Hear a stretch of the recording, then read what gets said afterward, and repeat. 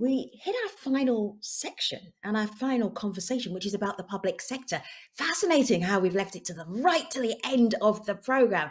Let's see what our panel have to say about that. Hello, Martine. Hello, Maximo. Good to see you. Martine, explain who you are. Introduce yourself to our global audience. Hi, Femi. Very good to see you. Very pleased to be part of this panel. My name is Martin van Nieuwkoop. I'm the Global Director for Agriculture and Food at the World Bank. And in that capacity, I oversee the bank's engagement on this agenda. Good to see you. And Maximo, welcome to the conversation. Introduce yourself to our global audience. Hi, a pleasure to see you. My name is Maximo Torero. I am the Chief Economist of the Food and Agriculture Organization of the United Nations. Gentlemen, I want you to finish the sentence. Our panel is called The Public Sector's Role in Maximizing Efficiency, Equity, and Sustainability of Digital Agriculture. If you could fill in the blank, what is the public sector's role? How would you finish that sentence, Martine? Well, for me, there are about 500 million farmers in the world. I mean, many are smallholder farmers living in remote rural areas. So I think there's a very important role for the public sector to make sure that those 500 million farmers do not end up on the wrong side of the digital divide, and actually make sure, that conditions are in place. That those farmers can fully benefit from the huge potential of digital technologies has to offer. Maximo, fill in that blank. The public sector role is? No, the public sector role is to level the field so that we can get access and reduce the digital divide. The last thing you want is that digitalization will increase concentration and exclusion. What you want is a digitalization that will be inclusive and create a more competitive market so that you have better access to these technologies. Gentlemen, you're very welcome to debate me, but I would like to propose that the private sector is way ahead of the public sector when it comes to digi-agri.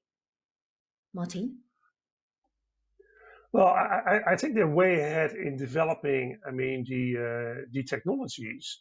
But at the same time, I think there's an important role, for the public sector, to kind of, to promote data portability, to make sure that, the data is fair, what the government needs to make sure that data is fair, findable, accessible, interoperable, and reusable.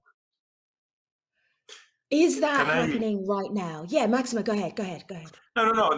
The point that I want to make, so in economics, there is a concept called natural monopoly, which basically what it says that you need to do significant investments, fixed investments for these technologies to operate. And digital technologies require a network, require broadband. And if the private sector was far ahead and they could do it, why they didn't do it? Why we have the digital divide? That means that for them, it still is not profitable. So they have a state-of-the-art technology, but it doesn't mean that they will be able to close these digital divide gaps. And for sure, once you close the gap, then the issue is, okay, how we compete. And that's what Martin was saying.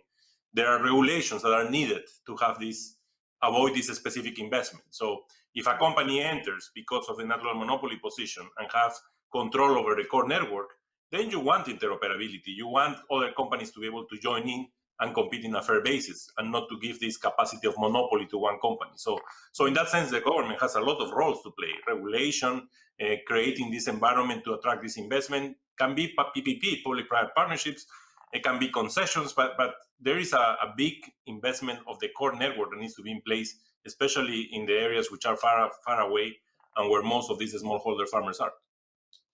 And also another area would be, for the public sector, to kind of, I think, safeguards farmers' data privacy, security, and ownership. That is not necessarily guaranteed if you just leave it up to the private sector. So in that respect, also legal and regulatory framework, should be make sure that actually the users actually trust the system. No.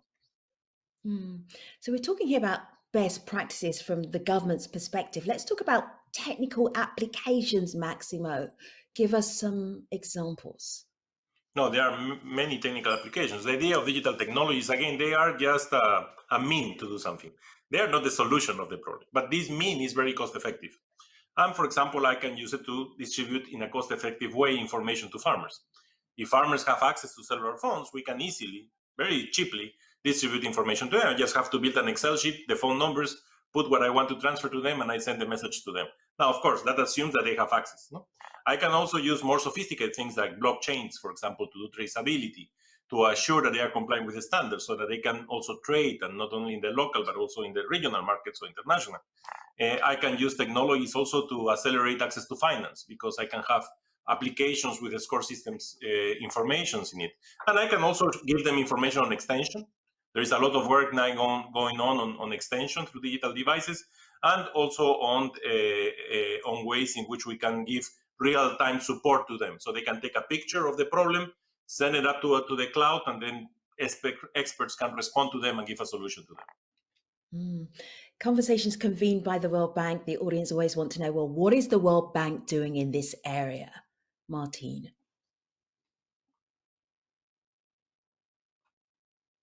Yes, the World Bank actually is, supporting this agenda in several ways. And one we already discussed. It would be to invest in digital connectivity and other infrastructure, particularly in rural and remote areas and lagging regions. To actually to link farmers, to the network. Another area would, to kind of support countries' investment in I would say, non-digital enabling factors which are critical to the development of thriving ag-tech ecosystems, including new forms of public goods and institutions to connect high-impact innovations with data and use cases, including, for instance, agriculture observatories or weather and climate data. Another area that we're focusing on is the support, for the development of innovation ecosystems and platforms at the country level, based on, establishing creative partnerships between the public and the private sector to connect ag-tech startups, for instance, technology and agribusiness companies, financial institutions, and farmers' organizations. Also, we are actively engaging on concerns to promote global and national learning platforms to enable countries to learn from each others, as well as to benefit from global innovations, for instance, to the bank's open learning campus learning program on digital agriculture. So those are a few examples, Femi, that we're engaging on, and the demand actually is pretty significant, showing a lot of interest of our clients actually to engage on this agenda. Maximo, if I were going to ask you to be super candid about the challenges, the barriers for public sector success in digital agriculture, if you were going to say number one barrier is this, what would this be?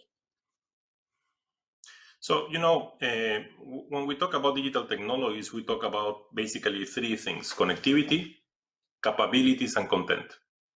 And I think one of the major barriers we have, because for connectivity, although we have a significant digital divide, especially between rural and urban within countries, that can be resolved. The World Bank can play a role, and other IFIs can play a role. But for me, the most complex one is the capabilities, because that's education.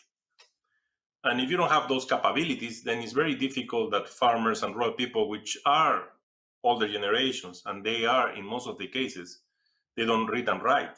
It's very difficult to use these technologies. And of course, innovation can provide videos and ways to do it.